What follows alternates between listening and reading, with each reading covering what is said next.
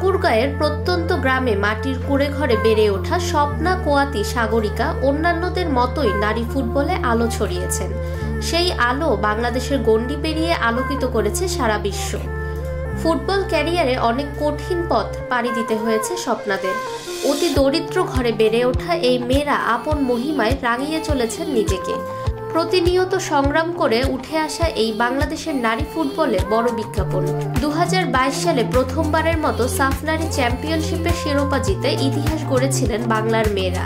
নেপালের কাঠমান্ডুতে ওই আসরের ফাইনালে স্বাগতিক দলকে 3-1 গোলে হারিয়ে প্রথম শিরোপার স্বাদ পায় বাংলাদেশ।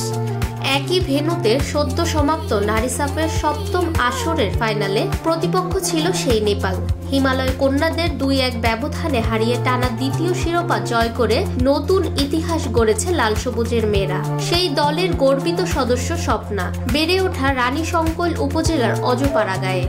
অত্যন্ত দরিদ্র পরিবারের মেয়ে স্বপ্না রানী 2019 সালে অনূর্ধ্ব 17 বয়স ভিত্তিক দলে প্রথম সুযোগ পান। এরপর ভারতের ঝাড়খণ্ড রাজ্যের জামশেদপুরে গত মার্চে সাফ অনূর্ধ্ব 18 টুর্নামেন্টে অসাধারণ পারফরমেন্স করেন তিনি। 2022 ও 2024 সাফ নারী চ্যাম্পিয়ন দলে খেলেছেন। শিরোপা জয়ে পালন করেছেন গুরু দায়িত্ব।